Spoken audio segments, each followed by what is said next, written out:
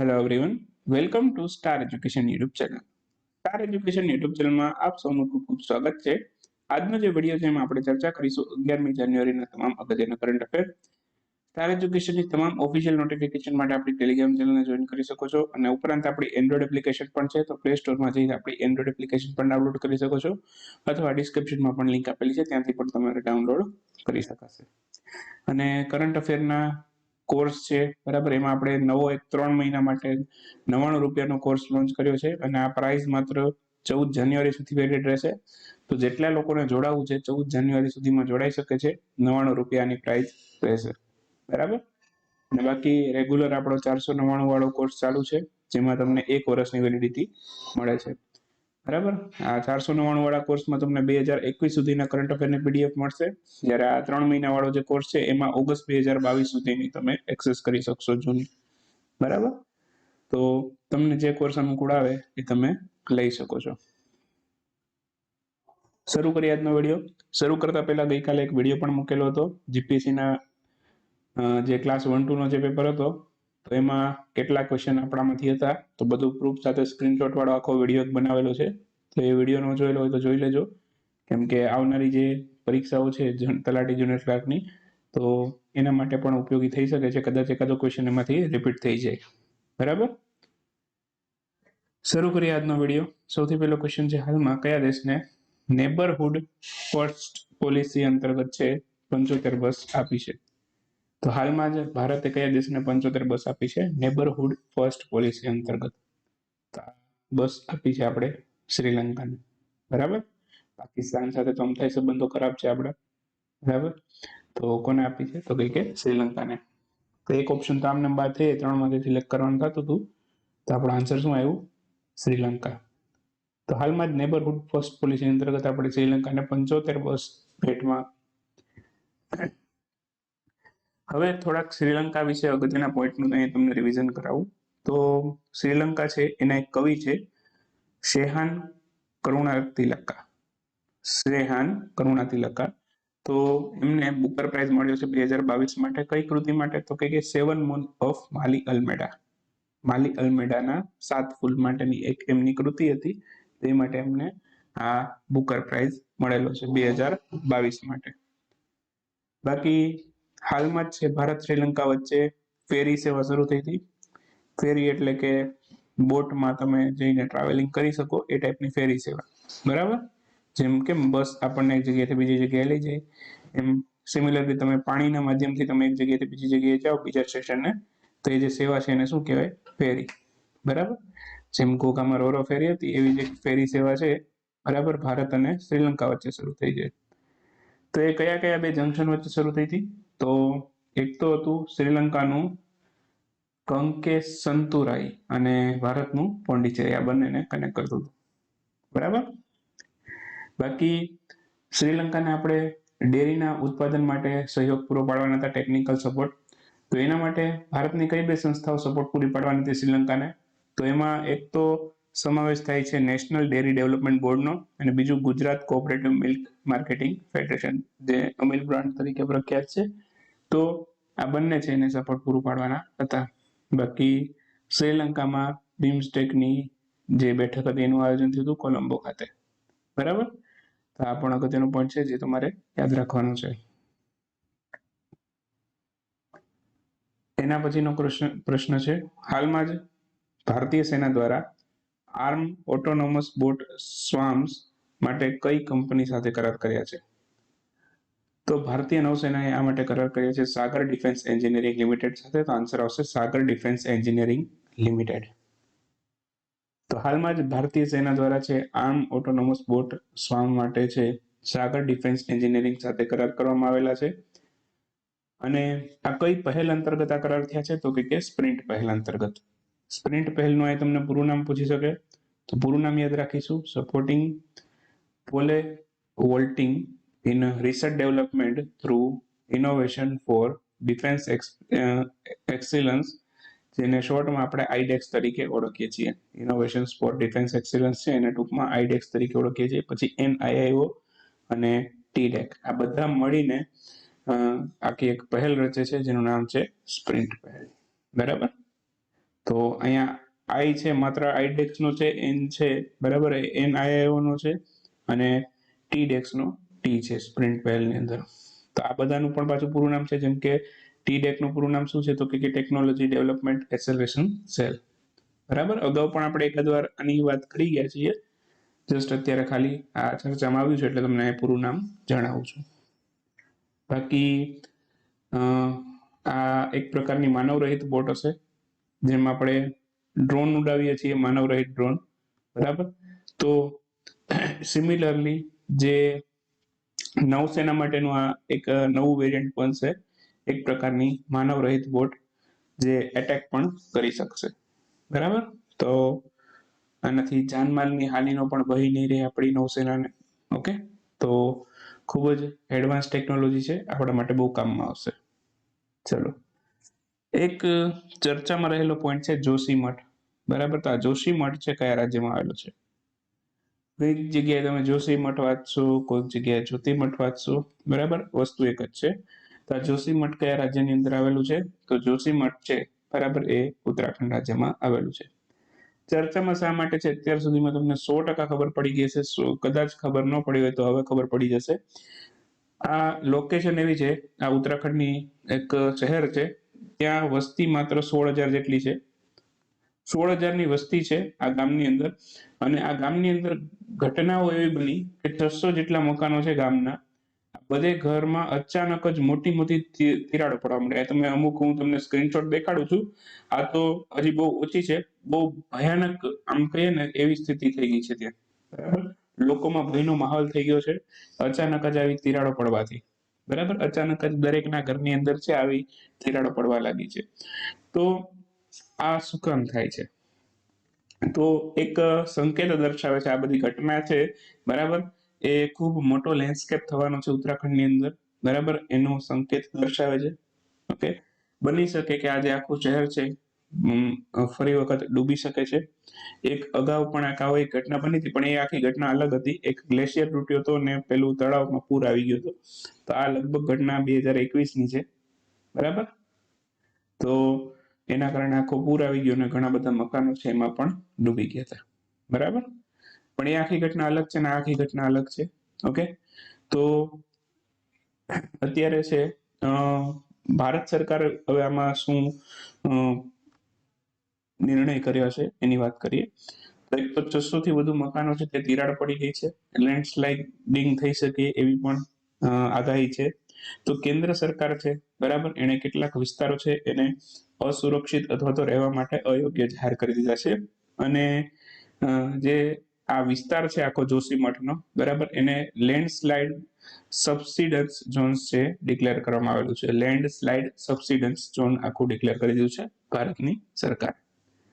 હવે આપણા માટેમાંથી પરીક્ષાની દ્રષ્ટિએ શું બધું છે, આ બધી જાણકારી તમને હોવી જરૂરી છે કે આ જે આખું ટોપિક છે ચર્ચામાં શા માટે છે. ઘણી વખત એવું પણ પૂછે પ્રશ્નોમાં કે ભાઈ ચર્ચામાં શા માટે હતો, તો એ વસ્તુ જ આપણને ખબર ના હોય, બરાબર, તો આપણે એનો આન્સર ના લખી શકીએ. હવે આપણા માટે પરીક્ષામાં શું હતું, આ જોશીમઠ છે કયા રાજ્યમાં છે? એક તો એ ક્વેશ્ચન, તો ઉત્તરાખંડમાં છે. બીજું, ઉત્તરાખંડના કયા જિલ્લામાં છે? તો આ ઉત્તરાખંડના ચમોલી જિલ્લામાં છે, બરાબર. આ પરીક્ષાની દ્રષ્ટિએ બધી અગત્યની વસ્તુ થઈ. હવે આના માટે અત્યારે કેન્દ્ર સરકારે એક મોનિટરિંગ માટેની ટાસ્ક ફોર્સ પણ બેઠાડી છે, અને આનું મોનિટરિંગ છે, બરાબર, એ કોણ કરે છે? મોનિટરિંગ આપણા ભારતના પ્રધાનમંત્રી નરેન્દ્રભાઈ મોદી પોતે કરે છે. તો સમગ્ર આખી જે ઉત્તરાખંડની અંદર ઘટના બને છે એનું મોનિટરિંગ બધું અત્યારે કોના હાથમાં છે? પ્રધાનમંત્રી નરેન્દ્રભાઈ મોદીના હાથમાં છે, બરાબર. તો આગળ શું ડિસિઝન લેવાના છે? સુપ્રીમ કોર્ટ પણ આના ઉપર કંઈક તપાસ કરાવડાવે છે કે આ બધું અચાનક જ આવું શું કામ થયું છે, બરાબર, કોઈ પ્રોજેક્ટના લીધે થયું છે, બરાબર, કે કોઈ નેચરલ ડિઝાસ્ટર આવવાનું છે, કુદરતી ઘટના છે, એ બધી અત્યારે તપાસ છે ત્યાં ચાલી રહી છે. અત્યારે ત્યાંના લોકો છે એને ઇવેક્યુએટ કરી રહ્યા છીએ, બરાબર. તો આ બધી ઘટનાઓ ચાલુ છે, પણ કઈ નવી અપડેટ આવશે, બરાબર, જે અગત્યની હશે તો એ તમને જણાવીશ. ઓકે, તો ચાલો નેક્સ્ટ ક્વેશ્ચન. હાલમાં જ તમામ બેન્કિંગ સેવાઓ છે એને ડિજિટલ બેન્કિંગમાં રૂપાંતર કરનાર ભારતનું સૌથી પહેલું રાજ્ય કયું બન્યું છે? તો તમામ બેન્કિંગ સેવાઓ છે એને ડિજિટલ બેન્કિંગમાં રૂપાંતર કરનાર ભારતનું સૌથી પહેલું રાજ્ય બન્યું છે હાલમાં જ કેરળ. તો ઓપ્શન બી આપણો આન્સર થશે.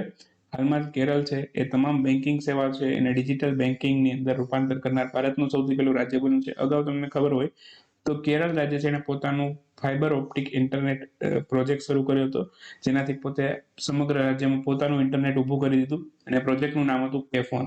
બરાબર, તો કે4 પ્રોજેક્ટથી સમગ્ર રાજ્યની અંદર પેલું શું કહેવાય ઇન્ટરનેટ પોતાનું જાતે ઉત્પન્ન કર્યું.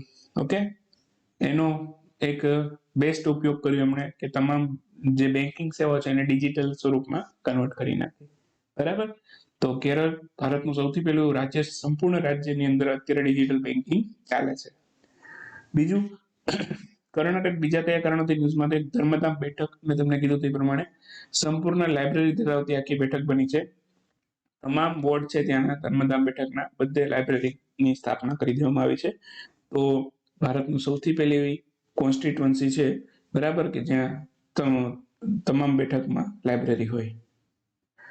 બાકી કેરળની અંદર 5 પ્રોડક્ટ છે એને જે ટેગ મળ્યો હતો. બરાબર, તો એની ચર્ચા આપણે અગાઉ કરી ગયા છીએ ડિસેમ્બર મહિનામાં, તો અત્યારે આપણે એની વાત નહીં કરીએ. ઓકે, તો ડિસેમ્બર મહિનાની મેગેઝિન રીડ કરી લેજો, એ માટે ખોટો અત્યારે એ ટાઈમ નહીં બગાડતો એમાં. બીજું, સૌથી પહેલો કાર્બન ન્યુટ્રલ ફાર્મ છે એનું ઉદ્ઘાટન પણ કેરળમાંથી થયું અને સૌથી પહેલો બેકલ આંતરરાષ્ટ્રીય બીચ ફેસ્ટિવલ એ પણ કેરળ ખાતેથી શરૂ થયેલો. આટલા અગત્યના પોઈન્ટ કેરળ વિશે. એના પછીનો ક્વેશ્ચન, પરશુરામ કુંડ મહોત્સવ એનું આયોજન કયા રાજ્યમાં કરવામાં આવેલું? જણા કેટલાક લોકો છે પેલા ગુજરાત જોઈને ગુજરાત લખી નાખશે, પણ ધ્યાન રાખજો આ પરશુરામ કુંડ છે, બરાબર, એ પરશુરામ કુંડ મહોત્સવ છે એ ક્યાં ઉજવાયેલો છે? તો કે અરુણાચલ પ્રદેશમાં. ઓપ્શન ડી આપણો આન્સર થશે. હાલમાં જે પરશુરામ કુંડ મહોત્સવનું આયોજન છે ભારતના અરુણાચલ પ્રદેશ રાજ્યમાં કરવામાં આવેલું. નદી પૂછે કઈ નદીના કિનારે કર્યું? તો કે લોહિત નદીના કિનારે કરેલું છે. અને આ પરશુરામ કુંડ છે એને પ્રસાદ યોજના અંતર્ગત સમાવવામાં આવેલું છે. પ્રસાદ યોજના અંતર્ગત છે આવા જે પૌરાણિક સ્થળો હોય, બરાબર, મંદિરો હોય, એનું રિનોવેશન કરીને, એનો જીર્ણોદ્ધાર કરીને એને વિકસિત કરવામાં આવે. તો પ્રસાદ યોજનાનું પૂરું નામ પૂછી શકે, pilgrimage rejuvenation and spiritual heritage augmentation drive. પહેલા એચ નહોતો, પાછળથી હેરિટેજ એચ માટે ઉમેરવામાં આવેલું છે. બરાબર, તો પહેલા પ્રસાદમાં અહીંયા એચ નહોતો, બરાબર, પ્રસાદ એવી રીતે, હવે પ્રસાદ થઈ ગઈ. બરાબર, તો આ એચ પાછળથી ઉમેરેલો છે, એક ખાસ તમને કહી દઉં. બાકી ભગવાન પરશુરામ છે એ ભગવાન વિષ્ણુના છઠ્ઠા અવતાર છે, તો એ પણ આપણે યાદ રાખીશું. બરાબર,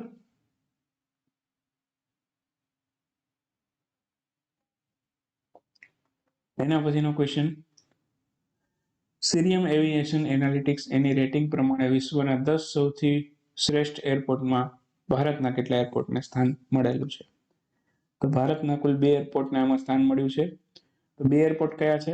બરાબર, એક તો છે કેમ્પેગોડા ઇન્ટરનેશનલ એરપોર્ટ જે બેંગ્લોરમાં આવેલું છે, અને બીજું છે ઇન્દિરા ગાંધી ઇન્ટરનેશનલ એરપોર્ટ જે દિલ્હીમાં આવેલું છે. તો કેમ્પેગોડા એરપોર્ટ છે એ બીજા સ્થાને છે અને દિલ્હી એરપોર્ટ છે, બરાબર, એ 7મા સ્થાને છે. બાકી બીજું શું યાદ રાખવાનું? પહેલા સ્થાને કયું છે? તો હેનેડા એરપોર્ટ જે જાપાનના ટોક્યોમાં આવેલું છે.